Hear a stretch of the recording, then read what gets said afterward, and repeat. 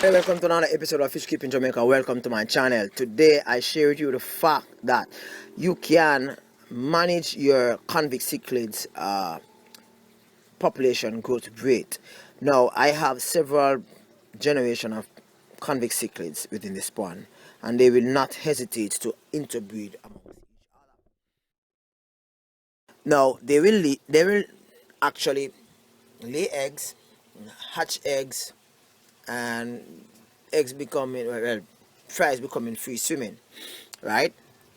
But what you'll find is that over time, when you do check, you realize that the stock of convict cichlid might be growing, but not be growing as how you had anticipated.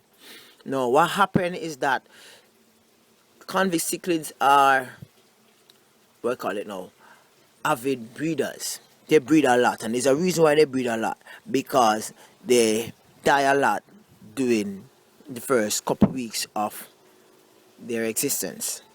Now the parent will consume the fries when they are ready to spawn again, which is about 3 weeks after that spawn have actually come out of the nest. And if the fries do swim around the nest, the parent, usually the male, will consume the fries. Now at certain size, you have other fish swimming around that the parent doesn't really care whether or not those fries that have actually exit the nest at 3 weeks will actually be consumed by the tank mates. So if you do want your convict cichlids to reproduce, you're gonna have to do selective breeding. And for many persons, they do have a pair of convict cichlids and they do breed, and then after about 2-3 weeks you realize that there's no fries in the aquarium or pond. That's because they have actually consumed them. For those persons who do not wish to have convict cichlid breed within their system, there are certain tricks in which you can do. One, you separate the males and the females, and as I've shown you before, you can identify, well, for the white convict cichlids, or should I say albino convict cichlid, you can identify the males from the females. The males are usually bigger with a hump on the head, while the females are smaller, usually have a red marking at the side. That's for the albino.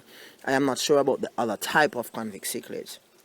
So what you could do, you could separate all the males from the females. Then another thing that you could do, you could remove all hiding places from the aquarium that will have them hide and breed. They like to lay their eggs in privacy. So if you remove all the tubes, all the little corners, all the little containers that they probably might breed in, that's okay. Another way in which you can actually prevent convict cichlids from breeding is to practically have some tank mates that consume eggs. And these tank mates are usually like plecos or catfish. And these fish actually works at night, so the convict cichlids, although they are aggressive, they are unable to actually fight off these predatory like egg-eating fish, right? Alright, that's it for Fish Keeping Jamaica today. Thank you very much for sharing. Thank you very much for stopping by. Thank you very much for watching. Remember to share, like, subscribe. Peace out. Bye.